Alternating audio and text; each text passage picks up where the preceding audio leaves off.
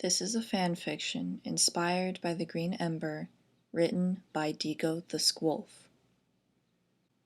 Pickett Says No, or Unwanted, Part 1.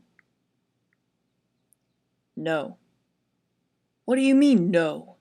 Helmer said, enraged and slightly confused. I mean I won't do it, Pickett said, his face scrunched up angrily, the scar on his left cheek curling up, smile wrinkles turning to frowns. Helmer sighed, pushing anger down like bile. The king needs you. Emma needs you. And Helmer looked down in heated thoughts. I need you. Pickett Longtreader rolled his tired eyes. Of course you pulled that card. Helmer looked up.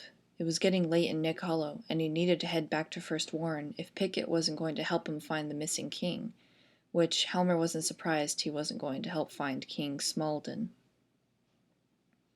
I can't do this any more, Master, Pickett said as if he had been reading the older rabbit's mind. I can't. I have to stop. I would be no help. I wish I could, but... Papa? Pickett turned around. Helmer leaned sideways to look at the small gray and black buck. He was so young. Papa, why are you and Uncle Helmer fighting? Pickett sighed, then smiled. We weren't fighting, Will. We were just talking about adult stuff. What happened to Auntie Emma?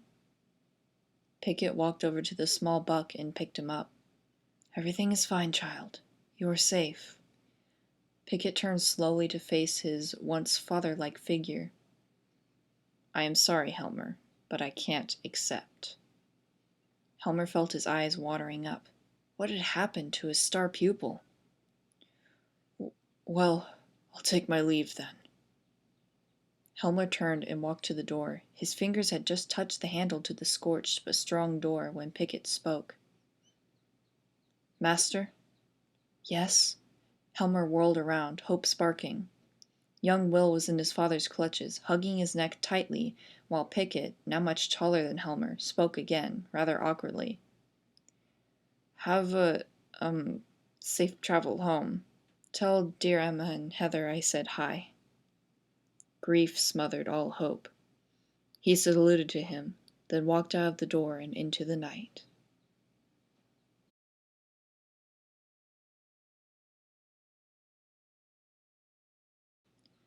This is a fan fiction inspired by the Green Ember book series by S.D. Smith.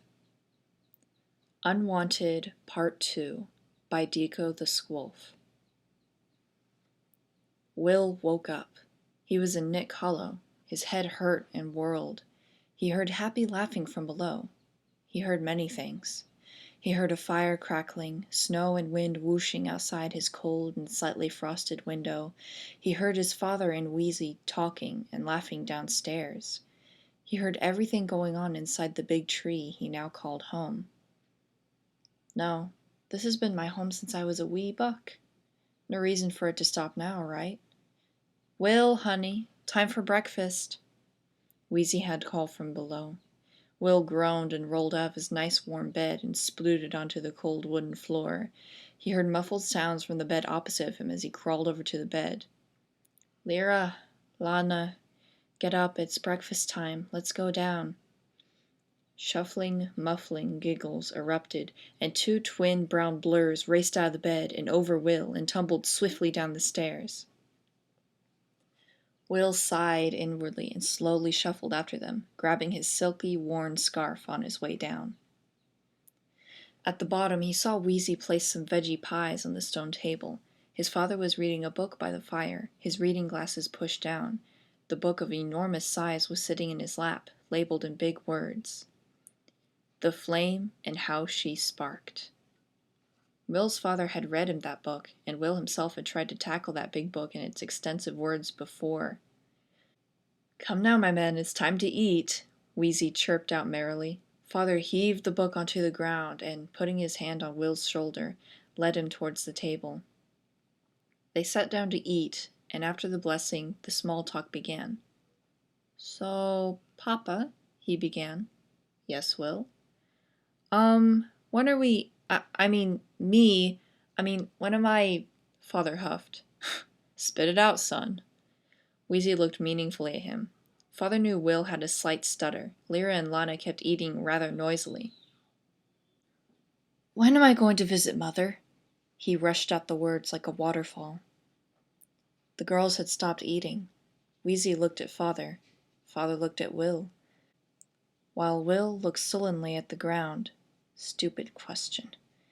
Will had finally made up the courage to say something, and of course it would go wrong. Nothing really ever goes as planned. Father spoke slowly, as if chewing celery. Now, Will, he began, that's a far journey. There are still loose wolves around the first warren. Dangerous place out there. Owls and other things. Can't it wait till the family reunion this spring? They do come up here. Yeah, but I miss her. I always stay with you guys. I haven't seen her or stayed with her since you guys split. I miss her. Will barely noticed Wheezy shoo the girls outside to do their chores.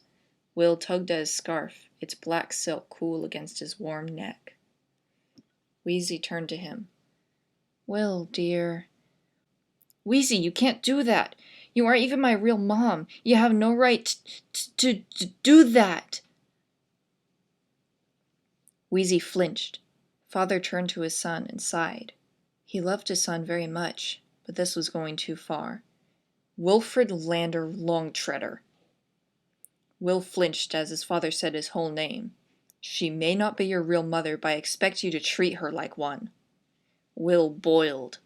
Papa, how am I supposed to know how to treat her if I don't know my own mother? Father stood up and banged his hand on the table, then weakly fell back into his chair. His leg, Will thought. His leg is crippled.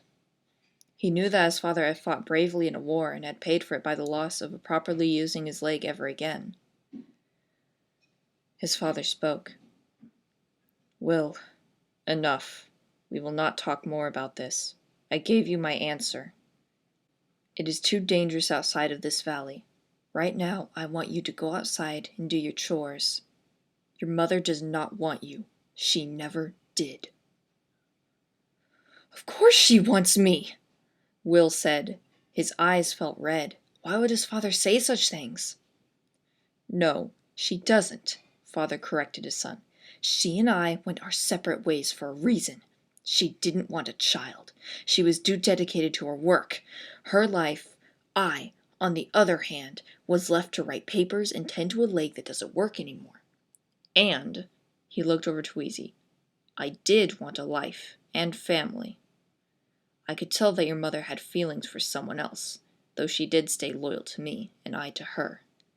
We went opposite. I left with Wheezy to here, and your sisters were born, and your mother stayed in First Warren. He looked down at his hands. He wasn't even crying. His face was emotionless. He really was moving on. With a man, my friend, named Joe.